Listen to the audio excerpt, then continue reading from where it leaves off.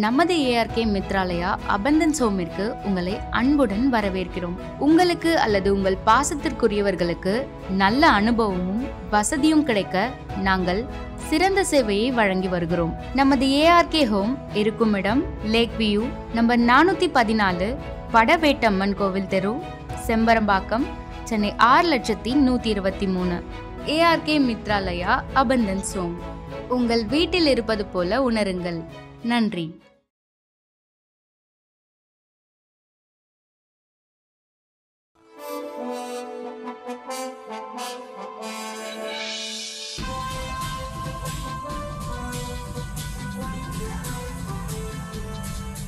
சரத்குமாரை பொறுத்த வரைக்கும் ஒரு சக்ஸஸ்ஃபுல் ஸ்டார்.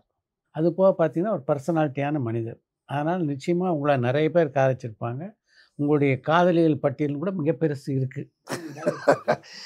இப்போ என்னை பொறுத்த வரைக்கும் my relationships whatever I have had in my life there are good friends even today. நான் வந்து ஐ எம் நாட் ஒரு கொச்சைப்படுத்தாத காதலாக ஒரு எல்லாமே அந்த அதான் சொன்னேன், என்னுடைய காலகட்டத்திற்கு எதற்காக இந்த மனிதன் இந்த மாதிரி இருந்தாருன்றதுக்கு உங்களுக்கு ரீசன் தெரியாது. என்ன தேடல் இருந்ததுன்னு யாருக்கும் தெரியாது, யாருக்கும் புரியறதுக்கும் வாய்ப்பு கிடையாது. என்ன தேடல் எனக்கே புரியாத ஒரு சூழலில் நடந்தவைகள் எல்லாம் இன்று வந்து இன்றும் என்னோட நண்பர்களாக இருக்கிறார்கள் தான் அங்கே பெருமை எனக்கு. நான் கலையுலகத்தை சென்றவர்கள், காதலித்தவர்கள், என்னை காதலித்தவர்கள் இதெல்லாம் இருக்கலாம். ஆனால் என்னை பொறுத்தவரைக்கும் ஜென்யூன் ஃப்ரெண்ட்ஷிப்பை மெயின்டைன் பண்ண முடியுதுங்களா, அதுதான் உண்மையான காதல் நான் நினைக்கிறேன். சந்தோஷமாக தான் இருக்குது. இன்றைக்கி என் விரும்பியவர்கள், நான் விரும்பியவர்கள் என்னோட பழகிட்டு தானே இருக்காங்க. அது என் அன்பு மனைவி ராதிகாவுக்கு தெரியுமே. ஸோ அதனால் அந்த ஓப்பன் புக்கில் வந்து சரத்குமார் இஸ் ஜென்யூன் பர்சன் நான் எஸ்டாப்ளிஷ் பண்ணியிருக்கேன். பார்த்தீங்களா, இன்றைக்கும் அலைபேசி எடுத்து என்னை காதலித்தவர்கள் சரி, நான் காதலித்தவர் சரி, சரத்குமார்கிட்ட பேசலாம். பேசி இந்த மாதிரி இருக்கிறது இப்போ உங்களால் ஹெல்ப் பண்ண முடியுமான்னு கேட்கக்கூடிய இடத்துல வச்சுருந்தோம்னா எந்த அளவுக்கு நான் வந்து ரெஸ்பெக்ட் பண்ணியிருக்கேன். So respect in my relationships till today is maintained well.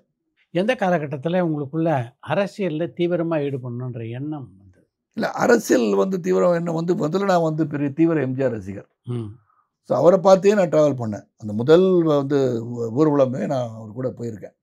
KDK Thangamani, Kalyana Sundaram, மக்கள் திலகம் புரட்சி தலைவர் வந்து ஊழல் குற்றச்சாட்டோட மனு கொடுக்க கவர்னர் மாளிகை பயணிக்கிறார். அப்போ வந்து மவுண்ட் ரோடு, இன்றைக்கி அண்ணா சாலை. இந்த படை போதுமா, இன்னும் கொஞ்சம் வேணுமான்னு கத்துனதில் நானும் ஒருத்தன். ஸோ அப்படி பார்த்தா நான் தான் முதல் நான் அனைத்து அண்ணா திராவிட முன்னேற்ற கழக உறுப்பினராக அன்றைக்கே இருந்திருக்கும் பொழுது அருமை. என்னை சேர்த்து கொள்ளாமல் இணைத்து கொள்ளாமல் அவருக்காக போயிருக்கேன். வீட்டில் வந்து திட்டு வாங்கி அப்பா கிட்ட அடி வாங்கியிருக்கேன். இன்றைக்கி எங்கடா போயிட்டு சுற்றிட்டு வரேன் அப்படின்னு கேட்கும்போது, பெரிய கூட்டம்பா, எம்ஜிஆருக்காக கூட்டம் வச்சு நான் போனேன். நீ ஏன்டா அங்கே போனேன்? நான் இல்லை, நான் அவருடைய ஃபேனு, அதனால் போனேன் அப்படின்னேன். ஸோ அந்த மாதிரி நான் போய் அந்த அரசியல் அவரை பார்த்து ஆரோக்கியம் ஒன்று புரட்சி தலைவர் மக்கள் திலகத்தை பார்த்து, ஒன்று எங்கள் அப்பாவை பார்த்து, அப்புறம் வந்து அரசியல் என்பது பொது வாழ்க்கை. எனக்கு வந்து ஒரு extension of social service is politics நினைக்கிறவன். நம்ம வந்து ஒரு சாதாரண தனி மனிதனாக இருந்து செய்யக்கூடிய சேவைகளை அதிகப்படுத்த முடியும் என்று சொன்னால் அதிகாரம் தேவைப்படுகிறது. அந்த அதிகாரம் வந்து எப்படி இருக்குன்னா துறவு அரசியல் தான். அரசியலில் வந்தால் தான் பதவிக்கு வர முடியும். பதவிக்கு வந்தால் தான் மக்களுக்கு மேற்கொண்டு ஒரு 10 ரூபா செலவழிக்கிறவன் இன்னும் 100,000 ரூபாய் வந்து திட்டங்கள் மூலமாக மக்களுக்கு சேவை செய்யலாம் என்ற எண்ணம் எனக்கு இருந்துச்சு. அந்த பொது சேவையின் எக்ஸ்டென்ஷனாக அதை பார்த்தனால அரசியல் was a natural transformation to me, I don't know for others. அப்படி இருக்கும்போது நான் வந்து திராவிட முன்னேற்றங்கள் கலந்து வந்து அந்த வந்து ஆரம்பித்தேன். அரசியல் நட்பை மிகப்பெரிய அளவில் பாதிக்குது அப்படின்னு நீங்கள் நினைக்கிறீங்களா? அது வந்து it depends on how you maintain the relationship. இன்றைக்கி பார்த்தீங்கன்னா நான் வந்து பேசிக்கலாக I don't hit below the belt. அதாவது ஒருவரை எந்த அளவிற்கு வந்து விமர்சிக்க வேண்டும் என்று தெரிந்தவண்ணா, அது நீ பல விமர்சனம் பார்க்கலாம்.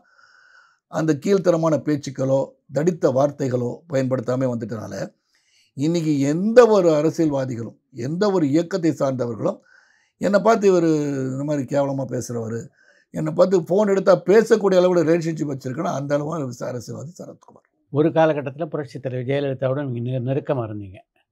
அவங்களே நான் எதிர்த்துருக்கேன். அவங்களே எதிர்த்து பிரச்சாரம் பண்ணி திராவிட முன்னேற்ற இதுக்கு அடுத்து தான் இப்போ இங்கே இந்த நாட்டாமை திரைப்படத்தை ஜே டிவியில் ஒளிபரப்புறதுனால உங்களுக்கும் அவங்களுக்கும் ஒரு சின்ன ஒரு மன வேறுபாடு. ஆமாம், ஏன்னா நான் வந்து புரட்சி தலைவருக்கு அப்புறம் அவங்கள பார்த்துட்டு இருந்தனால அதில் ஒரு சின்ன இது வந்துச்சு. அது பெரிய நெருடலாக ஆகிப்போச்சு. ஏன்னா அப்போ வந்து சௌதரிக்கெல்லாம் பெரிய கோவம் வந்துருச்சு. ஆமாம், அதில் வந்து அவங்க வந்து இது பண்ணியிருக்கக்கூடாதுன்ற ஒரு பெரிய ஒரு தாக்கம் அது ஒரு பிறகு இருந்துச்சு. அதனால தான் அதாவது ஒரு தலைவிக்கு, ஒரு முதலமைச்சருக்கு அவங்கள்ட்ட கொடுக்கப்பட்ட அந்த நியூமேட்டிக்கு இது வந்து இப்போ போடுற அளவுக்கு இது வந்து அதே அவங்களுக்கு தெரியலைன்னா நாட்டில் போகிற சொத்துக்கெல்லாம் காணா போச்சுன்னா எப்படி தெரியுன்ற அளவுக்கு ஒரு ஸ்டேட்மெண்ட் கொடுத்து தான் வந்தேன்.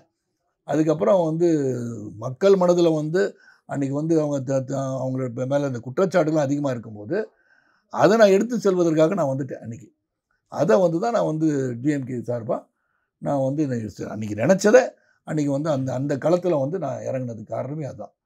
மற்றபடி வேறு ஒன்றும் கருத்து வேறுபாடு எனக்கு கிடையாது. பரிமாணமாக தான் எடுத்துக்கிறேன் நான், வளர்ச்சியின் பரிமாணம். ஏன்னா நம்ம ஒன்று எண்ணத்தோடு போகிறோம். இந்த அரசியல் களத்துக்கு வந்த பிறகு நம்மளோட அன்பில் பல தலைவர்கள் பேசினாங்க. அப்படி பார்த்தீங்கன்னா இன்றைக்கி வந்து திராவிட முன்னேற்ற கழகம் வந்து இன்றைக்கி இணக்கமாக காங்கிரஸோடு இருக்காங்க அப்படின்னு சொன்னால் ஒரு காலகட்டத்தில் வந்து எதிர்த்தவங்க தானே அவங்க இல்லையா? கூடா நட்பு அப்படின்னு சொன்னது தானே கலைஞர் சொன்னது தானே. அப்படி கூடா நட்புன்னு சொன்னது வந்து இன்றைக்கி கூடிய நட்பாகி போச்சு. ஸோ அந்த அரசியலில் வந்து அந்தந்த காலகட்டத்தில் சில கருத்துக்களை வெளிப்படுத்தும் போது இது வந்து the formation of the political system in a country is such that somewhere நீங்கள் வந்து எந்த அளவுக்கு, அதான் சொன்னேன், எந்த அளவுக்கு நீங்கள் வார்த்தைகளை பயன்படுத்துகிறீர்களோ அது ஒரு மிதமான இருக்கும்போது ஒரு அரசியல் ரீதியாக இன்றைக்கி இங்கே இருக்கலாம் நாளைக்கு அங்கே போகலான்றதை மக்களே ஏற்றுக்கொண்டது அளவுக்கு இருக்குது. இல்லாட்டி அது வந்து நிராகரிச்சிருந்தாலும் இது நடக்கிறதுக்கான வாய்ப்பே இருந்திருக்காது. அப்போ எனக்கு வந்து சிறு மனஸ்தாபனோட நான் பேசாமல் இருந்தேன்.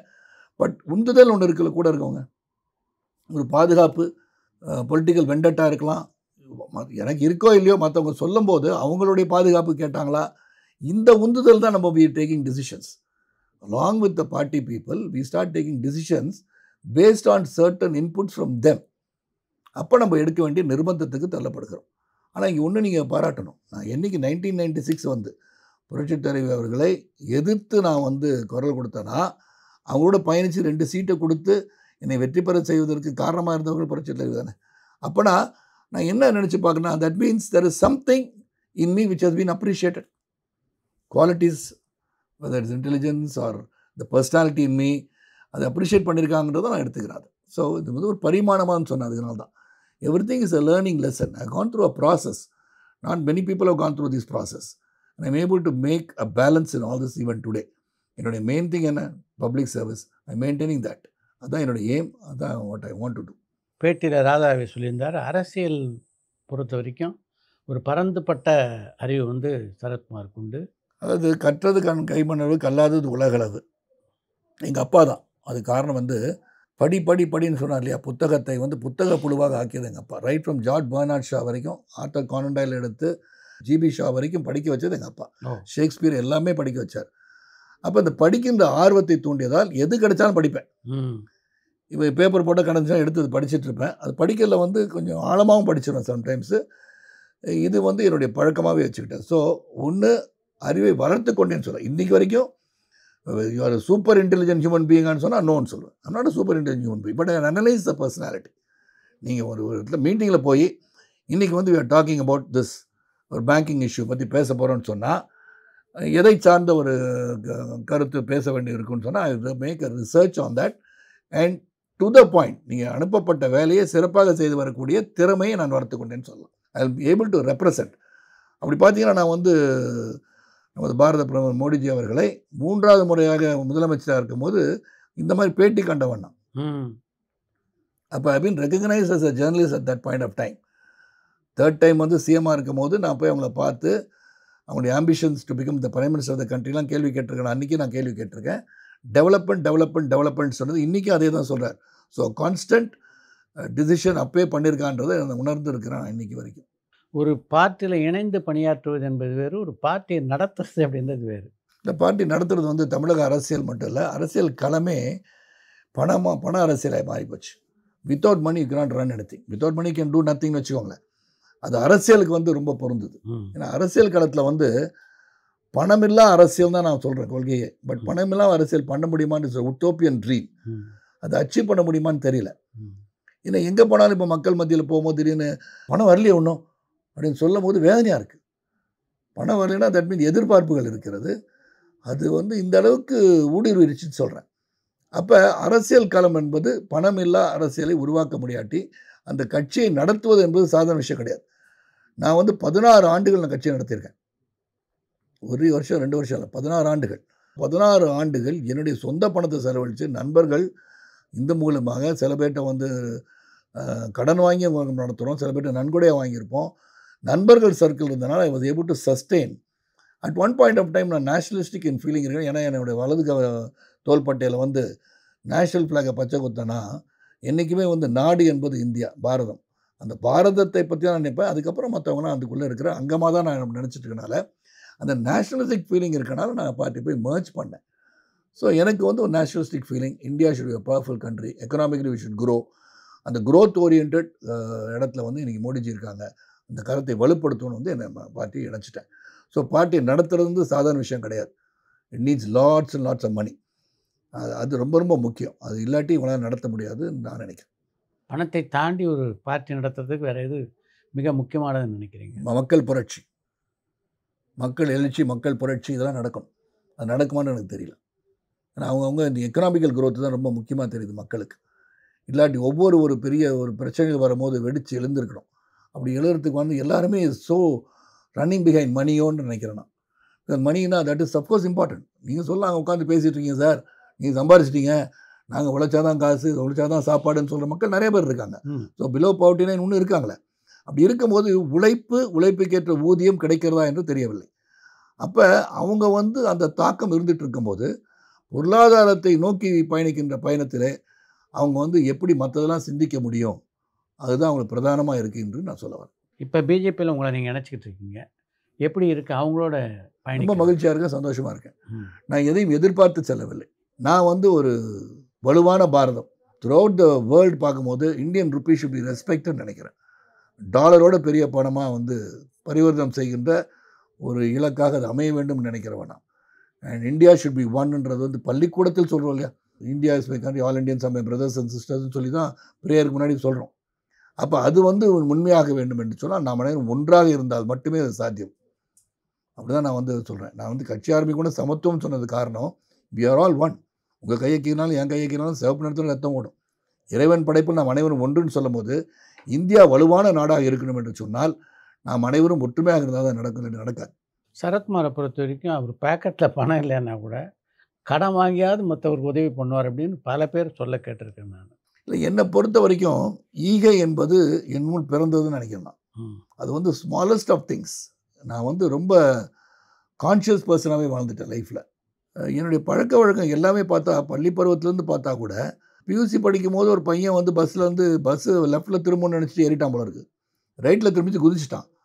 அவனுக்கு அங்கே அடிப்பட்டு இங்கே காது வரல ரத்தம் வருது. நீ நம்ப மாட்டீங்க, அந்த பஸ்ஸை நிறுத்தியிருக்கேன். எப்போது பியூசி படிக்கும் போது அந்த பஸ்ஸை நிறுத்தி எல்லோரும் இறக்கி மன்னிக்கணுங்க, இவனை வந்து வேறு வண்டி வழி கிடையாது, இதே பஸ்ஸை கொண்டாயான்ட்டு சொல்லி வண்டியை ராயப்பேட்டை விட்டேன்.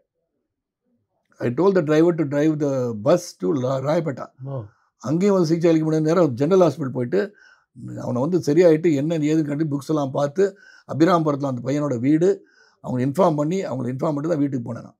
அப்போ அப்பா வந்து திட்டினார், எங்கடா போயிட்டு வரேன்னு, இது செஞ்சேன்னு பாராட்டினார் என்ன. ஸோ அப்படி ஒரு கான்ஷியஸ் பர்சனாக இருந்திருக்கேன். கல்லூரி ஸ்ட்ரைக்கில் வந்து நீங்கள் ராதாரவி கேட்டால் கூட சொல்லுவார், இன்டர் காலேஜ் ஸ்ட்ரைக்கில் வந்து கல்லை தூக்கி எறியலான்னு போன பஸ்ஸு மேலே நம்ம போகிற நோக்கம் வேறுன்னு சொல்லிட்டு மேலே சட்டையை கழட்டி நின்னேன், பஸ் மேலே அடிக்கடா என்ன முதல்ல. அப்போ இதெல்லாம் வந்து என் மைண்டுக்குள்ளே வந்து நானாக எடுத்த முடிவுகள் தான் இதெல்லாம். So at the spot I have made decisions. So I am a person with very clear direction my life that we should be of service to humanity and the people. மற்றவங்க உபத்திரமாக இல்லாமல் இருக்கணும், மற்றவங்க உதவி பண்ணணும்னு நினச்சி மனப்பான்மை வந்துருச்சு. இப்போ ஒரு ரொம்ப முக்கியம்னா, என்கிட்ட அன்றைக்கி பணம் இல்லாட்டி ஒருத்தர் உயிரை காப்பாற்றணும் தம்பி கொடு, நான் உனக்கு தந்துடுறேன்னு சொல்லிட்டு வாங்கி கொடுக்குற தப்பு இல்லைன்னு நினைக்கிறேன் நான். I like to help. அதாவது எல்லாரும் ஹெல்ப் பண்ணுறதுக்கு உங்களை வந்து இறைவன் படைக்கல, இறைவன் பார்த்துக்குவான்னு விட்டுட்டு போயிடலாம். ஆனால் எது உன்னால் செய்ய முடியுமோ அது செய்வது நல்லதுன்னு நினைக்கிறவன். இந்த பயணத்தில் வந்து உங்களுடைய பயணம் அப்படின்னு பார்த்தீங்கன்னா it is not better process. அங்கங்கே பல பிரச்சனைகள் நீங்கள் சந்திச்சிருப்பீங்க. பிரச்சனைகள்னு சொல்லும் போது ஒன்று வந்து ஹெல்த் இஷ்யூன்னு சொன்னேன். மேலேருந்து விழுந்தவுடனே சில பத்திரிகைகள் இங்கே வந்து மாலை பத்திரிகைலாம் சரத்குமாரின் கலை உலக பயணம் முடிந்ததெல்லாம் எழுதும் போதெல்லாம் வேதனை விட்டுருக்கு. அது என்ன, அதை பற்றி நான் கவலைப்படலை. I knew I'll bounce back and I bounce back. So இது வந்து நினச்சி பார்க்கணும், என்னடா இது நாளைக்கு என்ன நடக்கும். நான் உண்மையிலே சித்ரா சார், எனக்கு வந்து அந்த பெட்டில் 6 மாதம் இருக்கும் போது கூட முதல் 5 நாள் வந்து இங்கே ஓட்டை போட்டு ட்ராக்ஷன் போட்டு வச்சுருந்தாங்க, வெயிட் போட்டு கழுத்து ஸ்டெடி பண்ணுறதுக்கு. அப்புறம் தான் அந்த டிஸ்கை எடுத்து இங்கேருந்து எலும்பு எடுத்து வச்சாங்க. அப்போ கூட நான் இறந்து போயிடுவேன், எதுவும் செய்ய முடியாமல் போயிடுவேன், கை கால் விழுந்துடும், இப்படி நினச்சதே கிடையாது. அருமை. I know why I thought like that. I never even thought I am in good hands நினச்சி பேசாமல் படுத்து கிடந்தேன். சூப்பர். டாக்டர் வந்து மருந்து கொடுத்தனா சாப்பிடுவேன், இது இருக்குது, இது பண்ணோம், ஆப்ரேஷன் பண்ணுறோம், ஒரு 15-16 ஹவர்ஸ் சர்ஜரி பண்ணுது. எனக்கு ஒன்றும் இல்லை. ஐ never even bothered. I thought அது என்னன்னு தெரில, என்னுள்ள இருக்கிற சக்தியா இல்லாட்டி இறைவன் எனக்கு கொடுத்த வரமா எனக்கு தெரியாது. I don't know, but I survive that. ஆனால் எதிலுமே ஒரு ஒரு தோல்வியை பல சந்திச்சிருக்கேன். அது நடிகர் சங்கமாக இருக்கட்டும், தேர்தல் தோல்வியாக இருக்கட்டும். என் மனநிலையை வந்து நான் என்ன செஞ்சேன்றது அனலைஸ் பண்ணுறது ஒரு மாதத்துக்கு அப்புறம் அனலைஸ் பண்ணுவேன். உடனே போய் நீ தான் காரணம்டா, நீ ஒன்று நம்பி இது பண்ணிட்டேன்னா சொல்லவே மாட்டேன். இது எதுக்காக நடந்ததுன்னு அனலைஸ் பண்ணி மைண்டுக்குள்ளே வச்சுக்குவேன். I don't say. என்னை பொறுத்த வரைக்கும் அதிகமாக பேசுகிறவன் நான் கிடையாது. பேச வேண்டிய நேரத்தில் நான் பேசுவேன், அவ்வளோதான். உங்களுடைய கலைப்பயணத்தில் வாரிசு ஒரு முக்கியமான படம் அப்படின்னு நீங்களே சொல்லியிருந்தீங்க. இந்த வாரிசு மேடையில் நீங்கள் வானலாக விஜயை புகழ்ந்தீங்க. இப்போ விஜயை பற்றி நீங்கள் ஒரு பேச்சு வந்து மிகவும் பரபரப்பாக வலைதளங்களில் வந்துட்டு இருக்கு. இல்லை, நான் வானலாக இப்போ பாராட்டுறது வந்து உண்மையாக தான் பாராட்டினேன். நான் என்ன சொன்னேன்னா, எதையும் பேசுவதற்கு முன்னாடி you are still a popular person. நீ நல்லா தான் நான் பேசினேன். அப்படி பாப்புலர் பர்சனாக இருக்கும்போது உண்மையை பேசணும்னு சொன்னேன். Anything you should research. இப்போ வக்ஃபோர்டை பற்றி தெரிஞ்சால் அது ஃபுல்லாக டீட்டெயிலாக படிக்கணும். அது சாதகமாக இல்லை வந்து தவறான்றதை 370 ஆர்டிக்கிளை வந்து அபாகேட் பண்ணாங்கன்னு சொன்னால் அது நல்லதாக கேட்டால் அனலைஸ் பண்ணோம். அப்போ anything that happens, anything that is going to be implemented, நல்லது கிட்ட தெரிஞ்சுட்டு பேசணும். சும்மா மற்றவங்க சொல்கிறதுக்காக நம்ம பேசக்கூடாது. அதனால் எதையுமே புரிந்து கொண்டு பேச வேண்டும் தான் அன்றைக்கி நான் சொன்னேன். அது வந்து நான் சொன்னேன். அப்போ பார்த்தா ஹிந்தி எதிர்ப்புன்றது எதுக்கு? அவங்க சொன்னது ஏதாவது ஒரு இந்திய மொழியை கற்றுக்கொள்ள வேண்டும்னு சொன்னாங்களே, இந்திய கற்றுக்கணுன்னு சொல்லலை. Kasturirangan report very clearly said that any அவர் முதல்ல பிரைம் மினிஸ்டர் கூட கொடுக்கும் போது தொட்டு அப்போ 1965 அப்புறம் 86 எல்லாமே தொட்டு புதிய கல்விக் கொள்கை வர வரைக்கும் எல்லாமே ஹிந்தி கம்பல்சரின்னு சொன்ன காலங்கள் உண்டு. அது காங்கிரஸ் ஆட்சியெலாம் சொன்னாங்க, இவங்க சொல்லலை.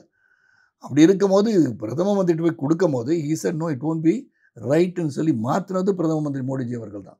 ஏதாவது ஒரு இந்திய மொழியை கற்றுக்கணும்னு சொன்னாங்களே, இந்திய கற்றுக்கணும் யாருன்னு சொல்லலை. ஸோ இந்தியை இம்போஸ் பண்ணுறாங்கன்னு சொல்கிறது தவறுன்னு தான் சுட்டி காட்டினேன். அப்படி இருக்கும்போது ஒரு ஹிந்தி பிரெயினை கூட வச்சுருக்கீங்க, வை ப்ரோ அப்படின்னு கேட்டேன் நான்.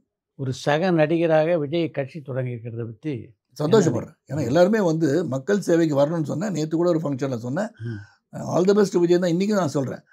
பட் பாப்புலர் பர்சன் சென்று வந்து மக்களுக்கு சொல்கிறது விஷன் ஒன்று இருக்கணும். எதை நோக்கி பயணிக்கிறோம், யார் ஒன்று எதிரி, எதற்காக எதிரி, எதையெல்லாம் எதிர்க்க வேண்டும். ஐ விட்டோன்னு சொல்லி ரஷ்யன் மாதிரி சொல்லிகிட்டே இருக்கக்கூடாது. அமெரிக்காக்காரன் எந்திரிச்சானா யூஎனில் வந்து ஐ விட்டோ அப்படின்னு சொன்னால் சொல்கிறத முதல்ல கேட்டுட்டு விட்டோ சொல்லணும். ஐ விட்டோ இஸ் ஐ டோன்ட் வாண்ட். அதான் காமெடியாக ஒன்று சொல்லுவாங்க வந்து அமெரிக்காரன் வந்து ஈவினிங் நேரத்தில் அவோட கிளாஸ் ஆஃப் ஷாம்பியன் ஐ விட்டோ அப்படின்னா, டே நான் ஒரு ஷாம்பியன் குடிக்கிறதான்னு கேட்டேன், இது என்ன ஆச்சரியத்தை தெரிவிக்கிறேன் அப்படின்னு. அந்த மாதிரி ஆகிடக்கூடாது. என்ன சொல்கிறாங்கன்னு புரிஞ்சுக்கணும். பண்மையில் ஒரு படம் பார்த்தேன், கோர்ட். அந்த கோர்ட்டில் வந்து ராம் ஜெகதீஷன் டைரக்ட் பண்ணியிருக்காரு. அதில் வந்து இந்த மாதிரி தான் சிந்திக்க வேண்டும் என்று சொல்லி கொடுக்குறாங்க அந்த படத்தில். என்ன ஒரு லாயர் வந்து தன்னுடைய சக லாயர்கிட்ட வந்து ஒரு அசிஸ்டண்ட்டை சொல்கிறாரு, எனக்கு ஒரு கேஸ் கொடுங்கன்னு கேட்குட்டா, இந்த கேள்வி கேட்குறேன், உனக்கு கேஸ் கொடுக்க பதில் சொல்லிடு அப்படின்னு சொல்லி கேட்குறாரு. இதை லீவர் இழுத்தா ட்ரெயின் இந்த பக்கம் போவாங்க, ஒருத்தன் இருக்கான். இது இப்படி இழுத்துட்டா இந்த பக்கம் போவாங்க, 5 பேர் நிற்கிறான். நீ இவனை காப்பாற்றுவியா அவனை காப்பாற்றுவியான்னு கேட்டான். இல்லை ஒருத்தன் இறந்தால் பரவாயில்ல, 5 பேர் சாகக்கூடாது இல்லையா அப்படின்னு சொன்னான். ராங்னு போய்டும். இந்த மாதிரி போயிட்டு கடைசியில் சொல்லுவார், ஒவ்வொரு முறையும் நான் கேட்கும்போது நீ யார் இந்த ஒருவன், அந்த 5 பேர் யார் நீ கேட்கவே இல்லையே.